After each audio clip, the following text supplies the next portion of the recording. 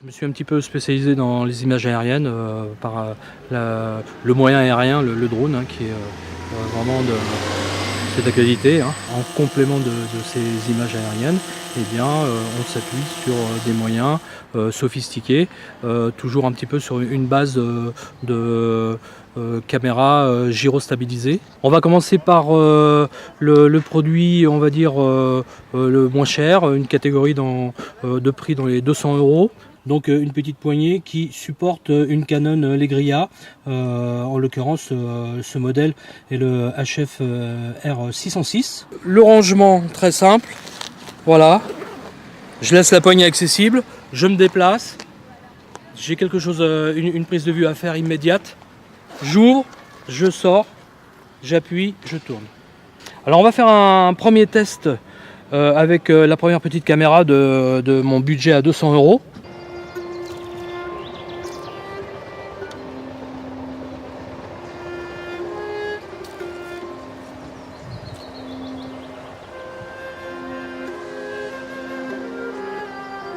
On va dire un budget de 400 €. Alors je vais me tourner vers la GoPro. Je n'ai plus besoin de vous présenter ce qu'est une GoPro.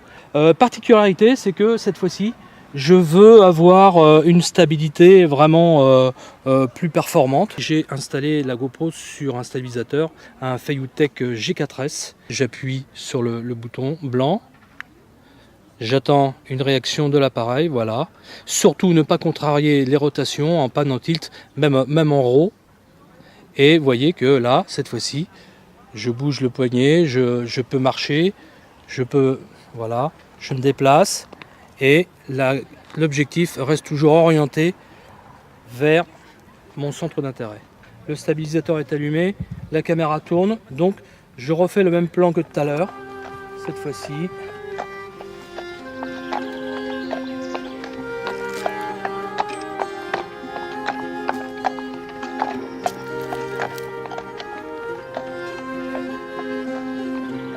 J'ai un budget un peu plus conséquent encore, on va le multiplier par 2, on va dire 800 €. Caméra Osmo de la marque DJI, je ne vous présente pas cette marque là, c'est spécialisé drone. Et vous voyez, un petit peu comme tout à l'heure pour le Feiyou, on reste sur le même principe, c'est une tête gyrostabilisée sur tous les axes, même sur 360. Donc voilà, là je viens de fixer le petit support qui va recevoir notre micro externe.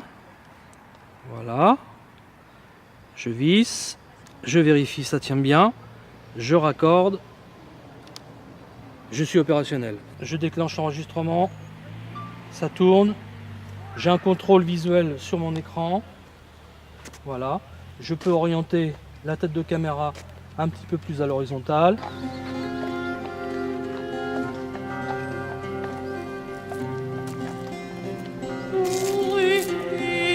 Là, j'ai une stabilisation comme tout à l'heure avec le Fuji. Je viens de fixer cet accessoire qui absorbe tous les mouvements parasites. Donc je vais me déplacer, donc je lance l'enregistrement. Voilà, je me déplace sans tenir compte de mes pas. Je ne cherche pas à marcher de manière souple, exagérément.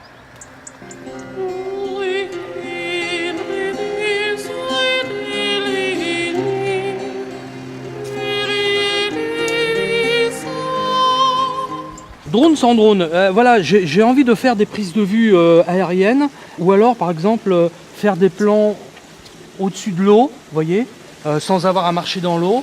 Bon là en l'occurrence j'ai pris une perche télescopique qui peut monter jusqu'à 6 mètres de haut. Donc vous voyez que j'ai toujours ma prise de son, voilà, fixée, c'est une petite bidouille. J'ai l'Osmo simplement avec deux Serflex, voilà, qui est fixé sur ma perche.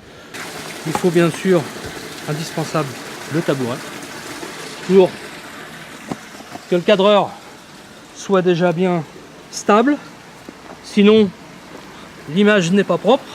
Alors là je continue, là je suis à la moitié, on voit le jardin, là je peux voir le véhicule au carrefour qui passe, voilà, là je vais descendre et je veux par exemple, ah voilà, je fais un 180 degrés et je veux prendre par exemple le plan d'eau qui se trouve derrière moi. Voilà, Et voilà, je m'arrête, et voilà, j'ai le plan d'eau. J'ai le plan d'eau qui se trouve derrière. Là, je vais faire déjà un panoramique, une belle photo panoramique. C'est-à-dire que c'est l'appareil qui va tourner tout seul. Et il va faire son calcul. Il prend 6 photos tout seul, sur 360 degrés.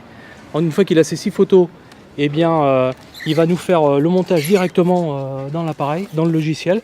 Et au bout de 10 secondes, on a instantanément une photo en 360 degrés. J'appuie et vous allez voir la tête de caméra qui va faire son travail toute seule.